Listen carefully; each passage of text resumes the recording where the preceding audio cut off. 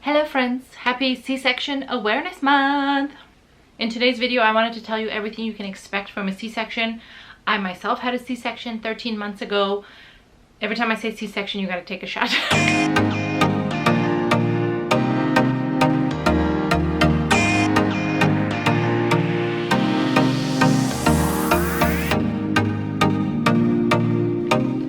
Hi everyone, happy C-section awareness month. What a great month to celebrate women who gave birth via C-section or about to give birth via C-section. This cause is important to me. I couldn't let this month pass without talking about it and celebrating it. Birth comes in many forms and C-section is one of them. So let's get started. So today I want to tell you everything you need to know about what will happen in your C-section, the recovery process, and then now I'm 13 months later, so I can tell you what your body will feel like 13 months postpartum. It was an emergency C-section. It was not a planned C-section. I don't think we can plan C-sections in Canada. If it's your first birth, like it has to be an emergency. You can't opt for a C-section unless there's like special medical circumstances. I was induced. Then after 30 hours of labor, 2.5 hours of pushing, I went in for an emergency C-section. If you want to hear someone's perspective on all the stages of birth, I'm your woman. So basically after I pushed for 2.5 hours, that my baby was too big and nothing was happening, he wasn't coming out, they rushed me in for an emergency C-section. So basically they roll you into the room for surgery because a C-section is just that. It's a major surgery.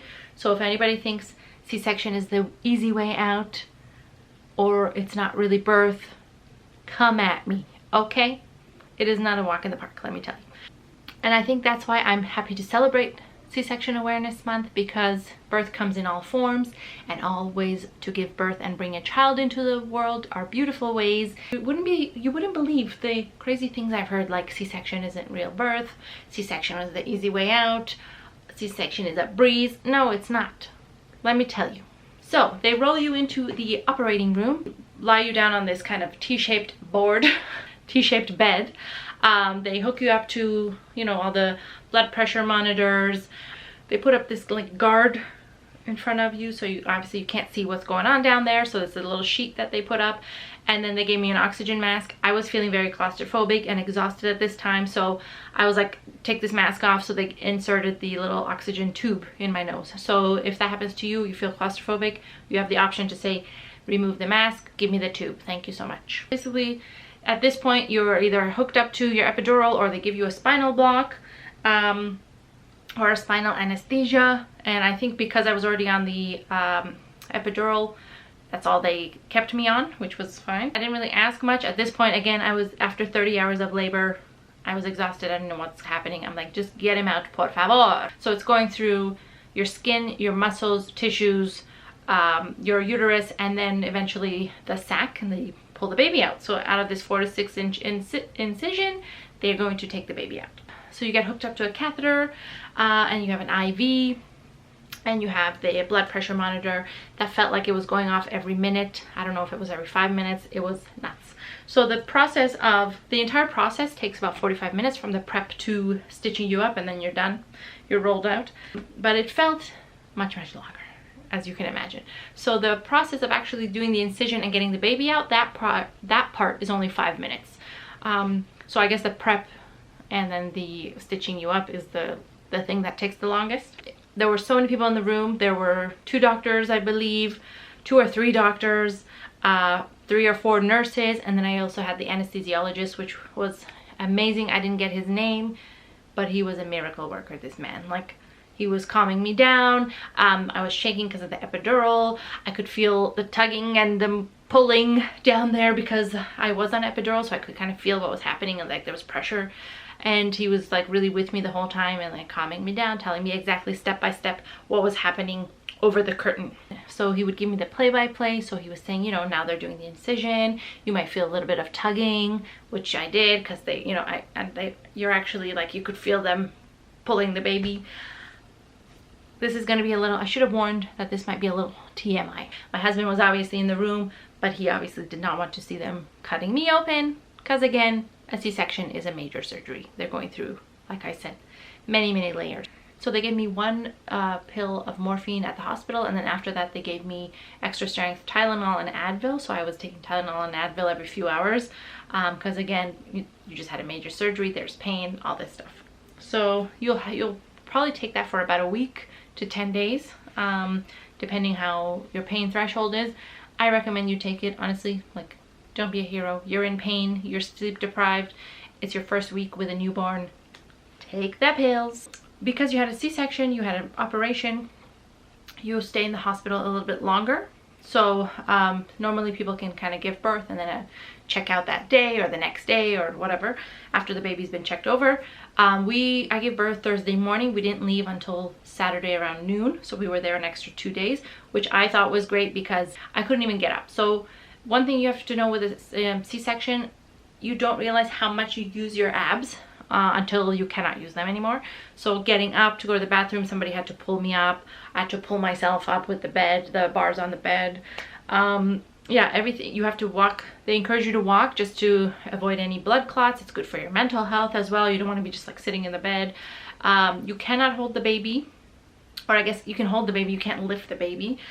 So think of anything you're doing that's going to put pressure on your abdominals or requires your abdominals to flex.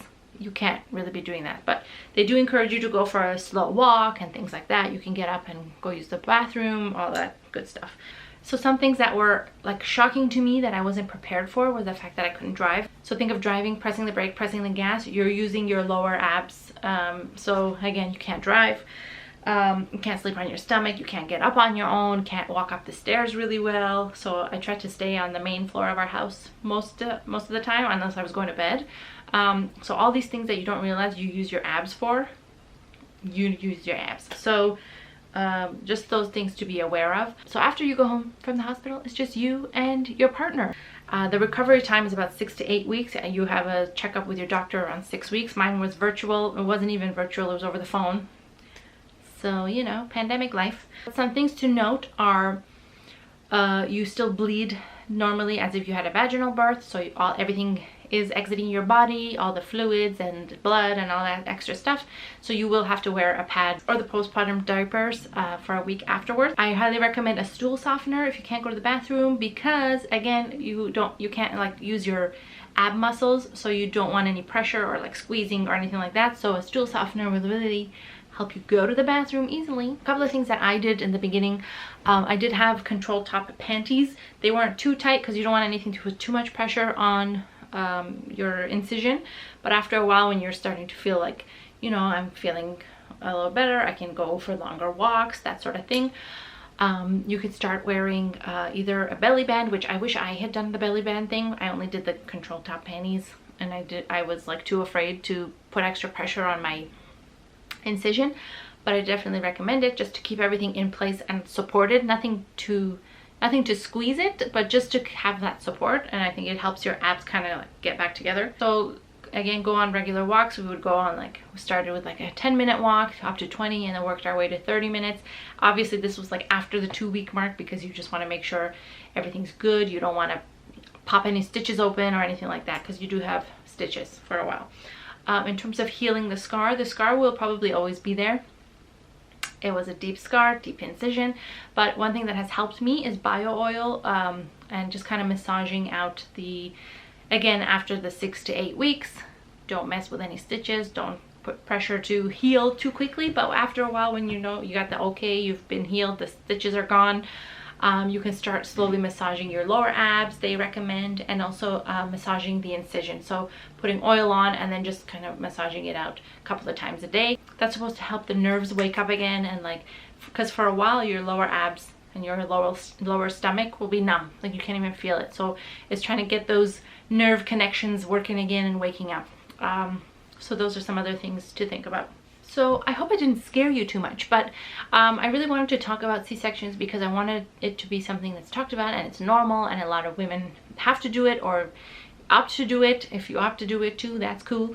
And yeah, it's definitely a form of birth. It's definitely something that requires a long recovery process. I'm now 13 months postpartum. I'm working out regularly.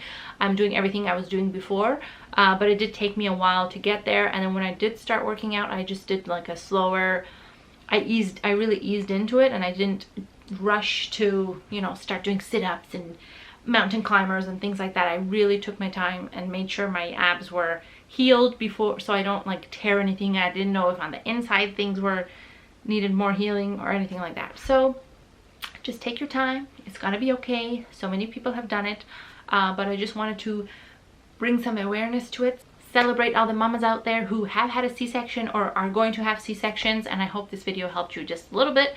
There is a healing process. It's a little bit scary at first, but you get through it and it's fine. Just take care of yourself and go slow. I hope these little tips and information kind of just help you get prepared, because I really was not prepared for a C-section, and that was on me. I should have like mentally been prepared for it. But anyway, we live and learn.